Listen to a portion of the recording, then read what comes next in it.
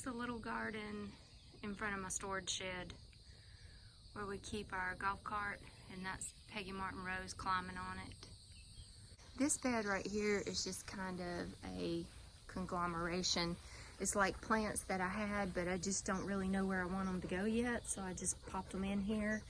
And I don't know what I'm gonna do with this yet. I may leave some of them, I may dig them out and put them at the potager border up there. I haven't really decided yet, but for now, that's just like a little catch-all. That's the Peggy Martin Rose, and I've got a video on that that tells the history and how she got her name. My storage shed, my planters on each end of the storage shed.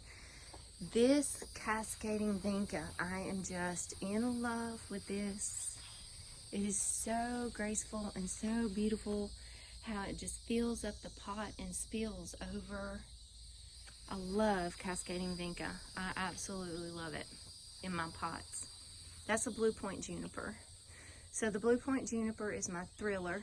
The Cascading Vinca is my filler and my spiller. And I've also got some ivy. This one hasn't took off as much, but I've got some ivy just kind of coming up over the pot as well. So this is my little storage shed bed. Got my lambs here in front of my pots. I've got some Henry Dulberg right there in the corner. This is the old-fashioned heliotrope, which is a great little ground cover. These are the Ryan's pink chrysanthemums and the Artemisia, Valerie Finis Artemisia. It doesn't bloom, but I just love the foliage, and I love to use the foliage in arrangements. And those are peonies, which I hope bloom next year maybe. I've moved them so many times, and they're such fussy little plants. I hope they decide to bloom. This is a Camellia that I got off the sale trailer that actually had Scott Peacock's name in it. I think it was a cutting that he gave Miss Gwen and asked her to propagate for him. And it's a beautiful, it's got a little heart-shaped pale pink bloom on it. It's gorgeous. I cannot wait for this thing to get big and fill this corner up. So right here by the storage shed, I've got a Kusa Dogwood, K-O-U-S-A. I love Kusa Dogwoods. See, it's June and it's blooming now. So it blooms later.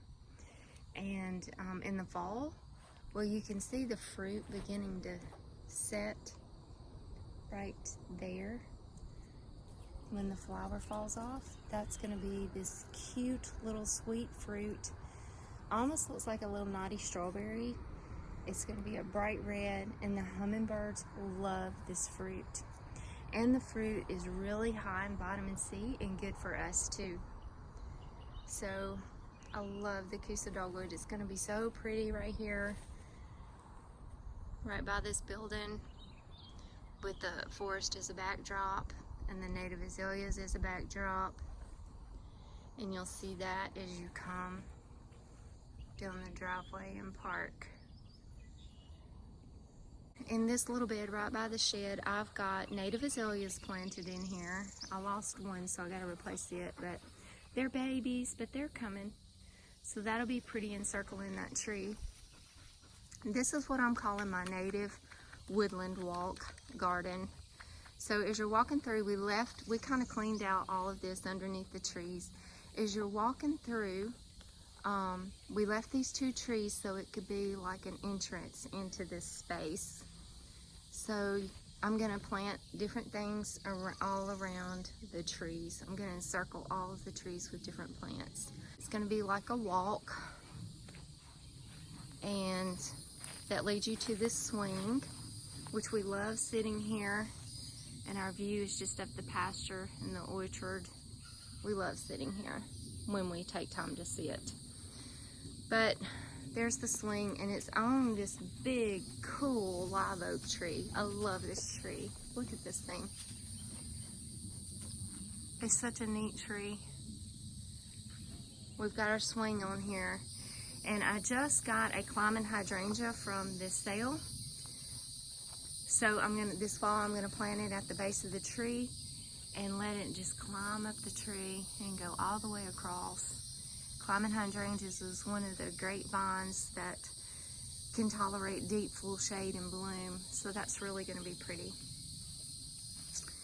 But as we walk through, this will just kind of be your walking path, and I'm going to put oak leaf hydrangeas all around the trees. Just kind of encircle the trees with little beds and just make this a natural woodland walk. Now over here I've got some beauty berries that I got off the sale trailer, I think. I can't even remember where I got them from, but I've got some beauty berries around that tree, which is pretty, pretty purple berries.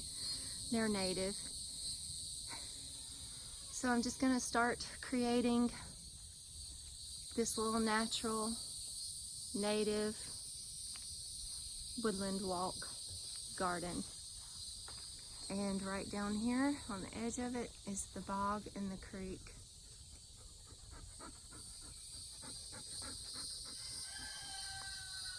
So that's the future plan.